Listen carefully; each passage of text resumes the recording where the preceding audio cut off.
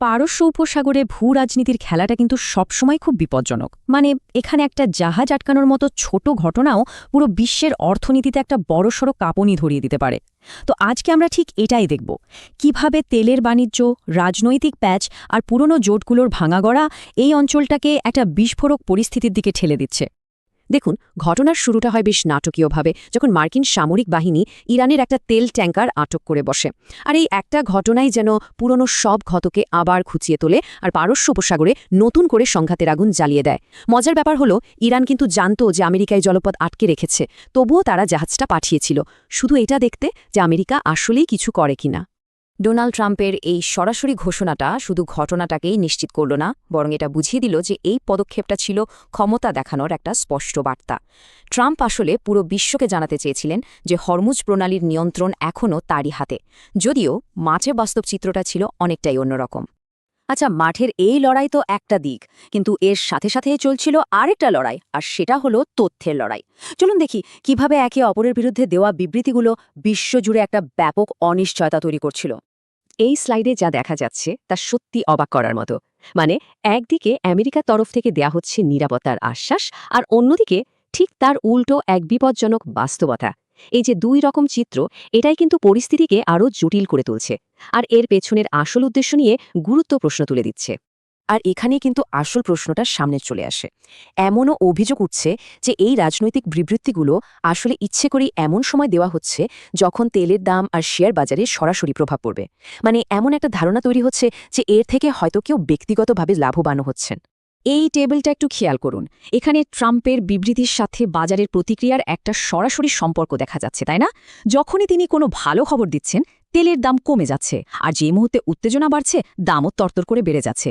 ঠিক এই কারণেই সন্দেহটা আরও জোরালো হচ্ছে যে ভেতরের তথ্য কাজে লাগিয়ে ব্যক্তিগত লাভের জন্য বাজারকে ইচ্ছেমতো চালনা করা হচ্ছে। এটাকে একটা পরিচিত রাজনৈতিক কৌশল বলা যেতে পারে, যার নাম ম্যাডম্যান থিওরি। এর মাধ্যমে তিনি আলোচনার টেবিলে নিজেকে আনপ্রেডিক্টেবল বা অপ্রত্যাশিত হিসেবে তুলে ধরেন। মানে একদিন শান্তির কথা বলছেন তো ঠিক পরের দিনই যুদ্ধের হুমকি দিচ্ছেন। এই কৌশলের ফলে মিত্র আর শত্রু দুই পক্ষই অন্ধকারে থাকছে এবং পরিস্থিতি আরও অস্থিতিশীল হয়ে উঠছে।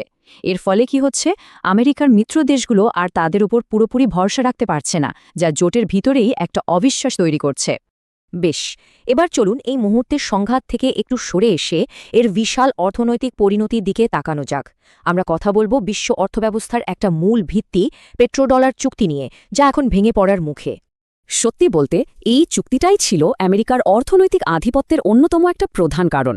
যেহেতু সারা বিশ্বের তেল বাণিজ্য ডলারে হতো, তাই সব দেশকেই ডলারের ভাণ্ডার রাখতে হতো, যা মার্কিন অর্থনীতিকে কয়েক দশক ধরে একটা অন্য মাত্রার শক্তি জুগিয়েছে। এই টাইমলাইনটা কিন্তু দারুণভাবে একটা জিনিস তুলে ধরছে, আর তা হলো আমরা একটা ঐতিহাসিক মুহূর্তের সাক্ষী হচ্ছি। কয়েক দশক ধরে যে ব্যবস্থাটা বিশ্ব অর্থনীতিকে একরকম নিয়ন্ত্রণ করেছে, সেই যুগেরই অবসান ঘটছে।